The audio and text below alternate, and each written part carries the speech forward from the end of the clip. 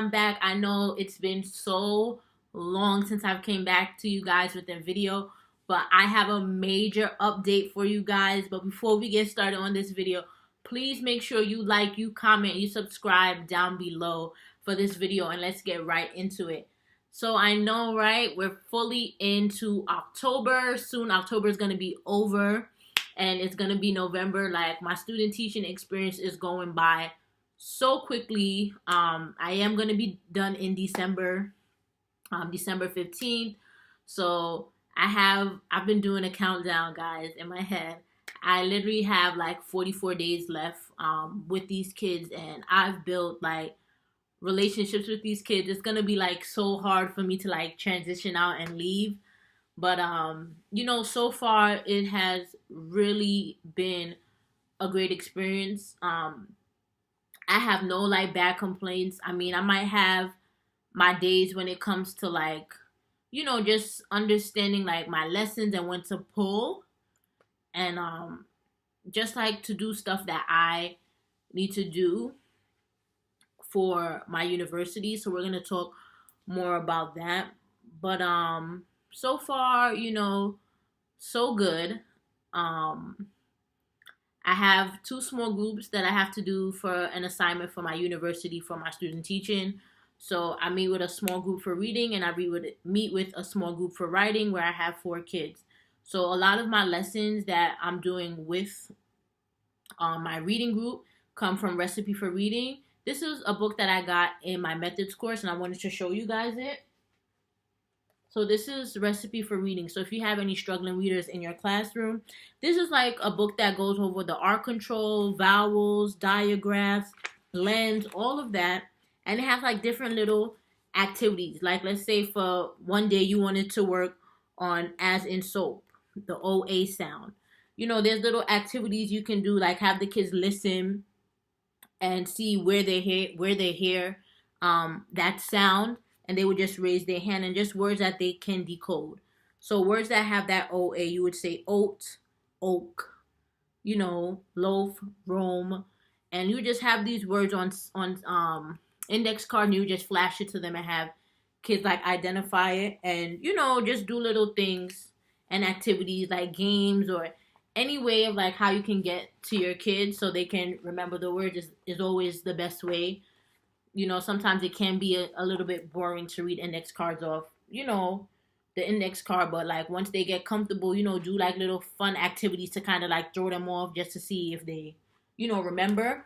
So a lot of my reading lessons are from this book, so you guys should get it. What else? So my writing group. Unfortunately for my writing group, this was not a dilemma, but it's something that I'm unable to make my own lessons for my writing group. I have to follow what the teacher is doing in the classroom for writing. So what I do for my writing lessons, because my university wants to see me at least, making lessons and things of that sort for my writing group. Since I'm not allowed to do that, what I do is I make accommodations for my students. So for example, like one of my students, like he really takes a long time to write. When I say a long time to write, a very long time. Like, he needs an adult sitting with him every step of the way when he's writing. To me, it comes off not comes off. I think he has a processing deficit. Like, it takes him a very long time to process information and to write things down. So with him, I've noticed that, and even like brainstorming ideas, it takes him a very long time to brainstorm like what he needs to do for a topic. Like, for example, we were doing all about books, all about me nonfiction book. So he had to brainstorm like what topic it was. He had to say, okay, I have my topic. What are my 3 chapters going to be about? So some kids did 3 chapters, some kids did 5. So of course his modification for him was that he can only do three chapters. So he came up with the concept, and then he picked whichever one he wanted to do. Like, he really loves sharks. So I went right with that. I'm like, hey, you're kind of gonna do sharks because he knows so much about it and he's very intrigued and interested in sharks. So I noticed that it took him a very long time to write, like I said before. So what I did with him is I sent a note home to his family and just let him know, like, we're working on our All About Me nonfiction books. He really loves sharks, and I just kind of incorporated his family to help with getting pictures of sharks that an activity that him and his mom can do at home. They can find pictures of sharks, and we're going to use those pictures, and hopefully the reason why I'm using the pictures with him is so hopefully by having the pictures, it'll motivate him to want to write a little bit more because he has so much information and he can use the pictures to help him to write just a little bit quicker. So that was one of the modifications that I made for him. So his 3 chapters was two. His chapter 1 was about the differences between two sharks. So he had a picture of 2 different sharks. His second chapter his second chapter was about the body parts of the shark. So he got a picture of a shark with all the labels of the different body parts of the shark. And then the last page, his chapter 3, is he's gonna talk about his favorite shark. What is his favorite shark and why is this his favorite shark? So hopefully the last chapter will motivate him to tell his readers stuff about this shark and why it's his favorite. So sometimes when you have a kid like that who is really taking a long time like to process everything when it comes to writing, the best way to go about it is pictures. Pictures. If the pictures work, that's great. Sometimes pictures might not work for all kids. I totally get that. I understand that. If pictures don't work, the next thing is having them type it up on the computer. But you at least want to try different things and to see what works best for that particular student. So that's an example of the accommodations that I'm making for one of my other kids, one of my kids in my writing group. My other 3 kids, like just working on capitalization, working with them on punctuation, having them just add more details in their writing. So I only meet with them twice a week compared to my reading group. I see them more often. So I see them 3 days out of the week. So far I just started my lessons like last week. The kids are really enjoying it, but I'm having the hardest time with the learning environment. I sit with them outside in the hallway, and it's not one of the best places to sit. But when you're in a situation where you have to do your lesson and this is the time you have to take them, like you kind of have to suck it up and just like, hey, I'm sorry, we have to sit out in the hallway. But during that time, sometimes the schedule changes. It's not the same. It's just during that time. Sometimes when I take them, it's a lot of people in that hallway, like doing transitions or kids running by, walking the other way. And it's like sometimes when I'm in the midst of my lesson, I feel like I have to give a lot of like redirection, focus them back in because they're looking like all over the place. So with my reading group, I'm kind of in the process of trying to find a room somewhere in the building that I can just take them for 15 minutes just so they can kind of like focus in for the lesson, because I do have to film one of my lessons for my supervisor to see. And yeah, I would like for it to be in a better learning environment place. But other than that, like it's really great. I made a game with the kids. It's kind of, if you know the game like Pop for Sight Words, I kind of made a game like that with CVC words. For example, hick, can, mig, tam, tim. So those kind of words, and they had to say the words. And if they picked the word pop, I had like a little pop in the bag. If they picked the word pop, they had to put all the words back in and start over again.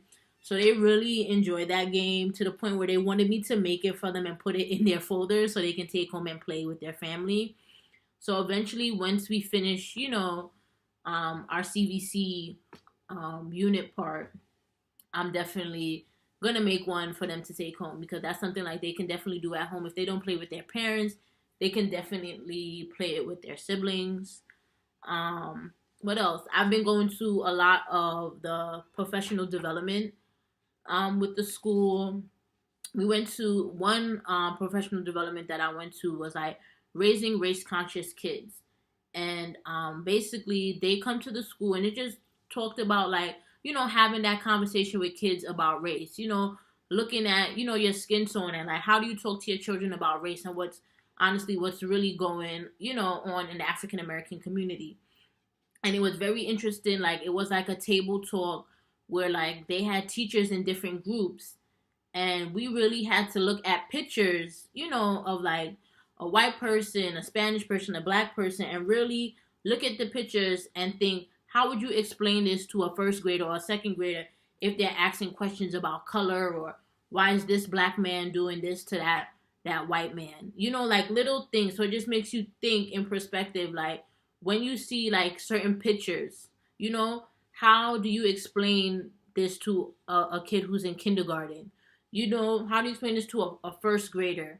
And it just makes you think about like these pictures that people use when they're doing children's literature, how important it is like to really like look at these pictures, because sometimes it can perceive something that's not what it really is. So I really liked that workshop. It was like a part one, but it was just really interesting to see, because as teachers it's really hard to talk about race in front of a group of mixed kids. It depends, but I know with me as a teacher, like I'm very comfortable talking about that. Like, hey, this is real. This is real life. This is what's going on right now in America. Like, I feel like you can't shy away from it. But we did have that discussion, and a lot of the school that I'm at, a lot of the teachers, some are white and some are black. It's very mixed. I can honestly say I love that this school is very diverse, and I feel like when I'm looking at a school, I want to see that. I want to see that it's Latinos. I want to see that it's Chinese, it's Caucasians. I want to see it that it's very versatile, because I look into things like that because I want to know, what are you showing these kids here at your school?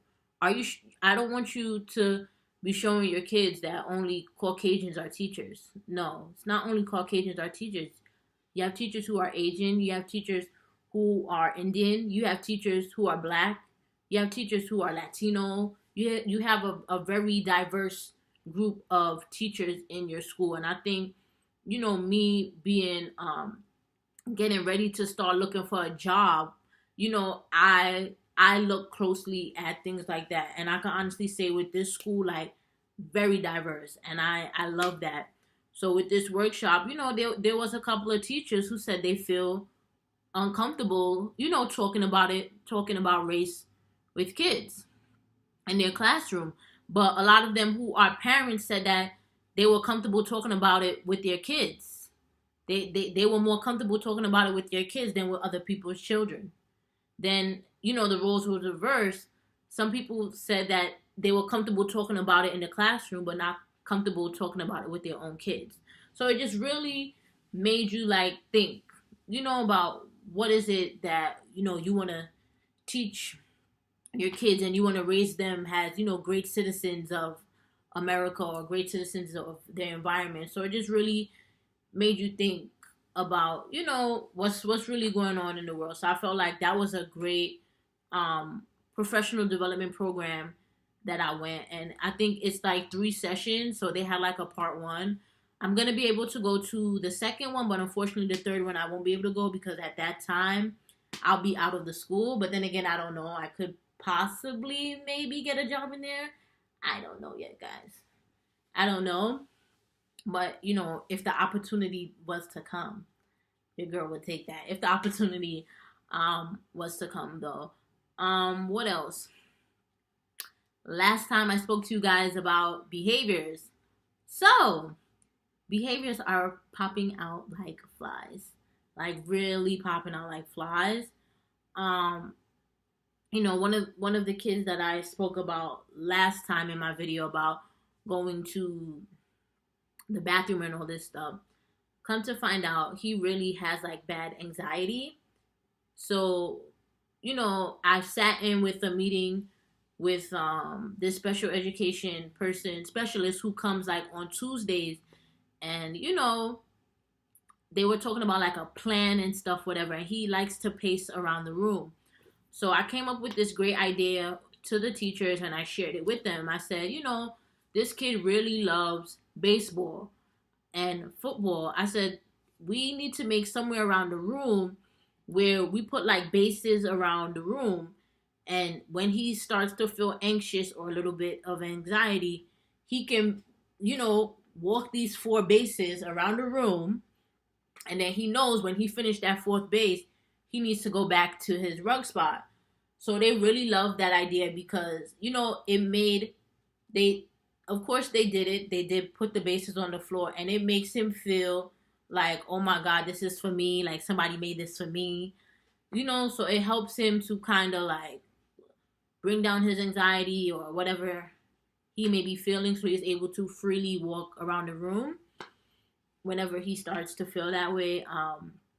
Also, he's the type of kid that he needs to know what's going on every single minute of the day. So they've implemented like a schedule, like his own schedule, where as soon as he comes in the morning, like he sees his schedule, who he's going with for that day, whether it's OTPT, whether he's seeing me, he already knows how his day is scheduled. Because he goes to the bathroom frequently, he does have like his little bathroom breaks. He's allowed to take 3, and he sees when he can take his water breaks. So far it's been working good. Like the teachers made the schedule, it's been working good. But some of the kids is just having a rough time. Like, for example, the kid I was just talking about, he's having a rough time with communicating with adults. Like, you can call his name 3 times, and he hears you. He's ignoring you, like, fully blown ignoring you. And it's like, now, like, he gets so upset because now he knows that a teacher has to follow him to the bathroom. So he's even more, like, upset. So what he does now is he doesn't go to the bathroom as frequently because he knows, like, he has to go with an adult. And I'm like, don't do that. Like, we don't need you to have an accident right now. So like he's having a hard time like adjusting with adults and just listening and following instructions. You have to do like a lot of talking with him and just going over expectations with the kids. What else? It's just like I said, behaviors are just flying. Like I told you guys in the last video, I knew honeymoon stage was cut. I knew it was coming. And you see, October, I told y'all, it was definitely coming. What else has been going on? Let me see. I mean, it's so much that has been going on. I don't want to leave anything out. Yeah, I mean, like, just the regular stuff. Make copies. Always do this. Whenever a teacher send you to make copies, student teaching 101, you make sure you make an extra copy for yourself, because whatever you see them using in the classroom, maybe that's something that you can use when you're doing when you go into teaching, whatever grade you do. When you go into teaching, you want to make sure that you have like a lot of resources from your student teaching, so when you go for your interview, you can kind of show them like, I learned this activity. I did this with the kids independently, and they really enjoyed it. A lot of my lessons that I'm doing with my kids, like, for example, for my reading group, my lessons that I'm doing with my reading group, I take pictures of everything. So I'm in the process of making, like, a student-teacher binder, and I want to show them, like, some of the activities that I do with the kids. And I want to use that to show them, these kids are low, and this is how I get to them. Like, we do interactive games, and this is what worked, this is what didn't work, and showing them that you're able to accommodate for students and do different kind of things to activate their engagement in the lesson. So make sure whenever you making copies, make sure you make an extra one for you. Like, I make a lot of extras. If I show you guys how much copies I have, like, I have a good amount. So once I'm done my student teaching, I'm going to put all of that together. Another thing, so this week they had a sign language workshop class. And I don't know, like lately, it's not even lately. I think once I started my master's program, and I feel like now that I'm getting to the end of it, I really want to learn sign language. And I've been saying this for like a very long time, but I haven't like put my foot down and been like, Shantae, you have to do this. So being at this school, I got this awesome opportunity where they have a sign language workshop at my school. And of course I'm gonna be there for all of it. So I'm super happy. Um so I'm happy to be doing that. I really want to learn sign language, but I don't want to go back to school to learn sign.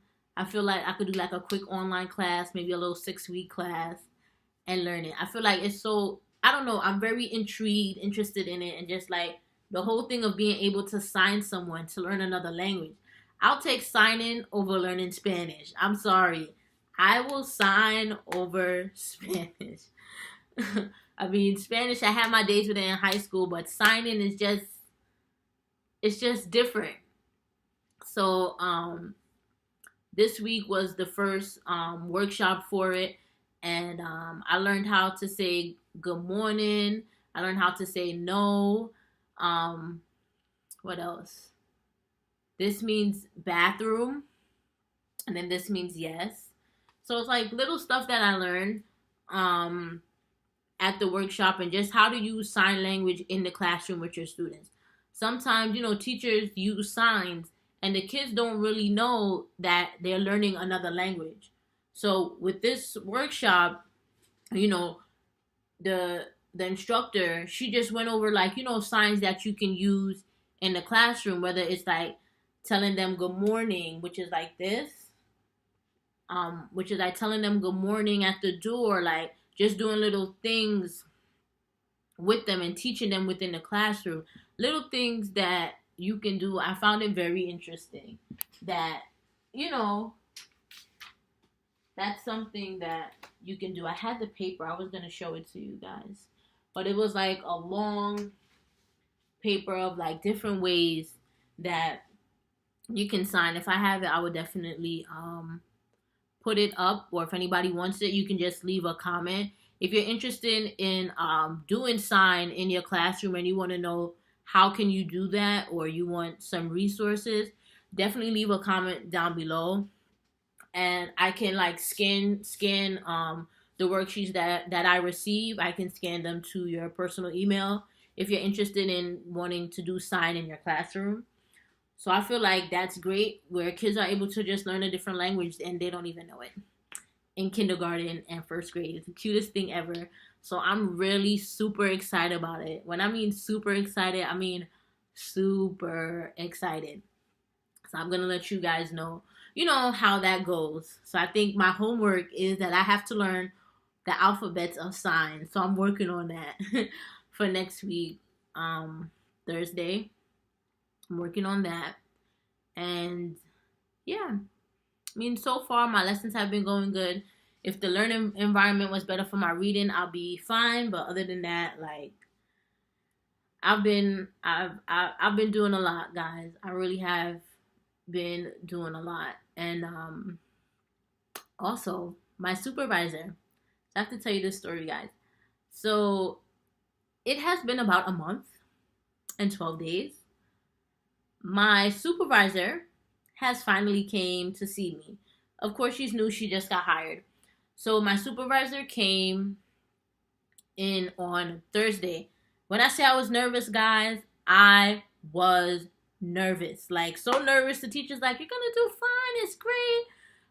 It's okay. You got this. You've been doing a great job with us. Like, we love you. And I'm like, yeah, but she's coming in. I'm nervous. I was a nervous wreck. I'm not even gonna lie. A nervous wreck. And she came, and when she had came at that time, I was working with my small group in writing, and they were working on editing.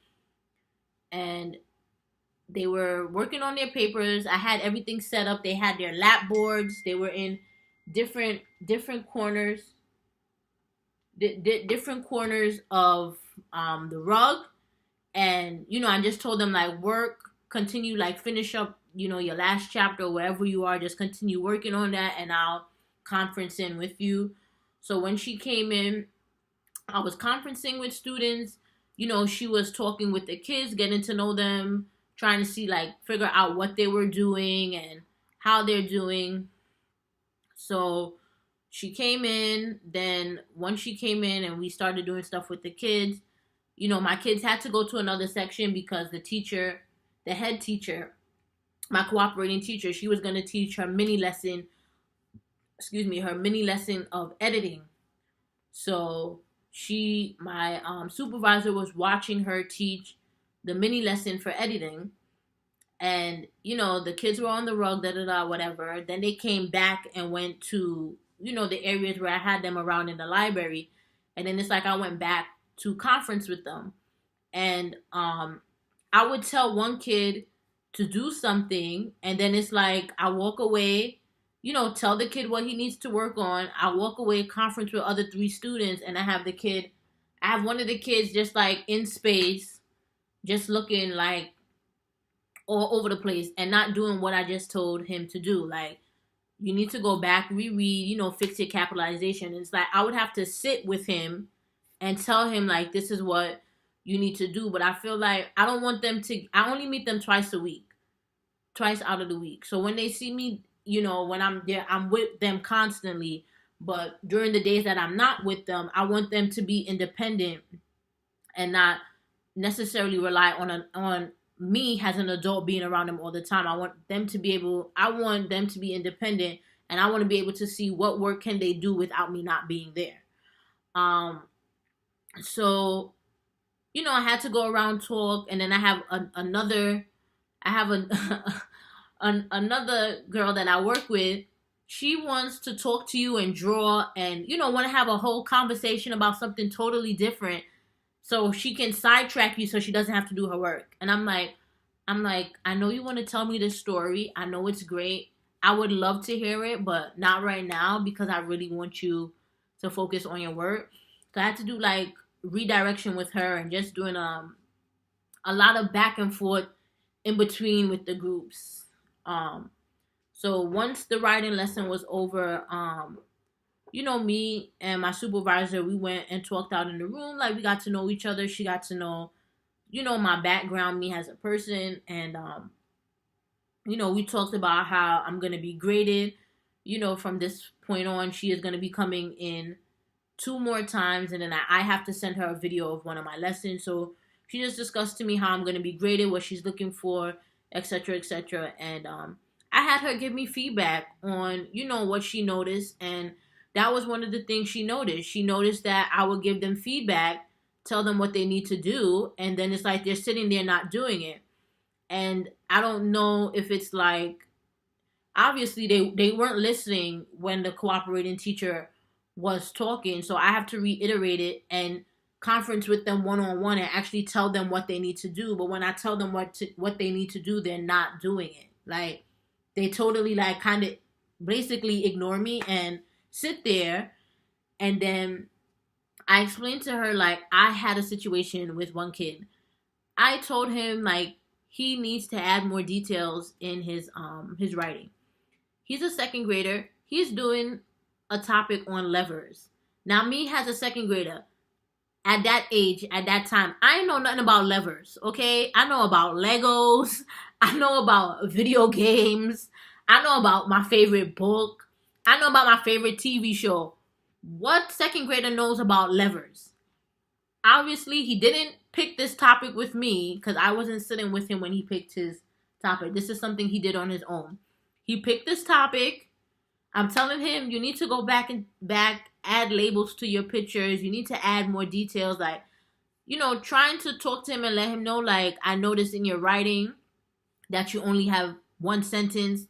Can you please, write more, or let's have a conversation and talk about it and see if he can tell me all these details about levers and then use that, as a way to write about more things in his writing. Honey, when I tell you this kid cried on me, like, cried. And I'm like, why are you crying? Like, I'm like, I'm like, it's okay. I'm like, I'm trying to help you. When I mean cry, cry. And I'm like, Lord, I'm like, I felt so bad. But I'm like, I didn't do nothing. Like, I'm trying to help this kid and he's crying. And I'm like, do you want to go outside? Do you want to take a body break? You know, me and you can pick a body break and we can do it together. Like, we could walk around the hallway. Because I'm thinking maybe he needs to get out of the environment, just take a breather, you know? I totally understand. Sometimes kids need their breaks in between. And I was like, do you need a break? And he's like, no, no. And then my supervisor even noticed when she went over to him and she asked him, like, can she see his work? He straight up told her no. So I'm like, so I said to her, like, yeah, he shuts me down completely. But I said, he needs to understand that, you know, I'm only trying to help him. Like, it's to better him as a writer. Like, the topic that he picked, it wasn't a good topic. And I think he's having a hard time, like, understanding that. And I'm trying to help him to write more ideas. But it's like, he doesn't even want my help. And then it's like, he cries if I tell him something. And I'm like, you can't cry if I'm telling you something. I'm trying to help you. Like, I don't know. So I was explaining to my supervisor, like, with that particular kid, like, I'm really just having a hard time, like, you know, because I don't want to be too overbearing, but it's like, hey, this is what you have to do. Like, this paper needs to be completed. Like, you need to show the teachers what you can do. Like, either can you edit, can you add more details, can you do, like, you know? So that's one kid. And then, like, obviously, like, my other kids, they need to work on, like, handwriting. They're still writing in uppercase letters. They need to write in lowercase. They still need to know, like, when and where they need to put capitalization, the correct capitalization and punctuations. So, you know, the teacher noticed that they were having a rough time doing that. So I explained to her, like, the teacher just started this lesson. She added a caret. I didn't even know that's what it's called. Like, when you want to add an extra word and it's like a little caret. She added that in there. So my supervisor felt that, you know, that was just like a little bit too much for second graders. Like, she didn't think they was gonna understand the concept. Because, like, with my kids, they were sitting there and I'm like, okay, did you hear the lesson? Like, you need to add period, question mark, exclamation mark, if you have this, that. They just sat there and was like in a whole daze. So, you know, what my professor gave me some feedback. She was like, since they doing this editing process, like, maybe kind of like make a chart for them where they go back in their reading and they have to check at least 4 times that they did, you know, add in an I. Did they add in, did they edit, did they make a capitalization on somebody's name? Did they capitalize I? Is their next sentence capitalized? And have them, like, check or make a tally mark of how many times they did that in their paper, so they can, like, self monitor themselves that they're doing the corrections, and, like, you know, have like a checklist that they can use when they're doing, when it's getting close to them being done their writing piece. So I told her, yeah, like, I totally agree. So I told her, because I'm not making this lesson, I'm just doing accommodations. But, you know, that's something that I would discuss with my cooperating teacher, if it's okay if I do that with the kids, because I don't want to do anything that she might not. You know, like, I always clarify and go through it with her first before I do anything. You always want to do that. Make sure it's okay with your cooperating teacher first. Don't just do it on your own because you think, hey, I can do this. I don't need to ask permission. Like, no. Make sure the cooperating teacher knows and she's on board with it. If she says no, she says no. She says yes, she says yes. So that's something that my supervisor wanted me to take with me, and just, like, you know, because she noticed that, like, she's like, you would give them a direction, you're telling them specifically what to do, and it's like after you leave, it's just like they're looking at other things, they're in a gaze, they're just all over. So I'm like, yeah, like, you know, I said if I don't do it for this unit, for this writing unit, because this All About Me nonfiction is basically coming to an end because they're in the middle of editing and revising now. So I said for the next writing book that they do, I would definitely have that already prepped before, and prepped for them for the next unit. because I'm still learning them. I'm still trying to see what they can do as far as brainstorming and writing. So I take like little notes of what I noticed today when they were working with writing, and what areas, each kid needs to work on individually. So as I'm working with them, I do have like a little chart that I made with all the kids' name, and I write in like, hey, this kid needs to work on reversals. He needs to work on his spacing. This one needs to work on putting labels in this picture, making diagraphs so people know what it is, or like little stuff. You want to show that you're taking notes. So as my supervisor came, like she noticed I was taking notes, so she loved that. I had my notes already ready and like on the go, was on a roll. But my supervisor was really nice. She made me feel very comfortable, and it was really great. I was nervous for nothing, but she said she loved what I'm doing so far. She liked the accommodations for the pictures that I did with one of my kids. Like, I talked to her about a lot of my ideas, and she loved every single one. And she's like, "You're on a roll. Like, you're on a head start." So it made me feel like really good to know, like, what I'm doing so far and what I've learned so far, through my program, and being able to put everything that I learned forth into, these kids and my small groups, with the children. It's been great. I also do have a small math group, but for my classroom assignments, I'm not doing math, but I do sit in with kids for math. So let me tell you guys about math. So for math, they use what is it? Eureka math, some Eureka math thing that they're using, and it's just so interesting, like how they teach math. Like, the kids learn these different strategies, and then they figure out which one works best for them. So during my small group, I kind of just look and observe just to see what strategies they use. In second grade, they really don't want the kids to use their fingers a lot at all, period. Like, it's like to a certain extent, they don't want the kids to use their fingers. They want them to be able to use, strategies, finding the friendly 10 fact. They want them to like make a number bond of things, and being able to draw pictures if they don't know their friendly tens, or they don't know how to do a number bond, little stuff like that. So it's good to see. So they just had their test for the unit.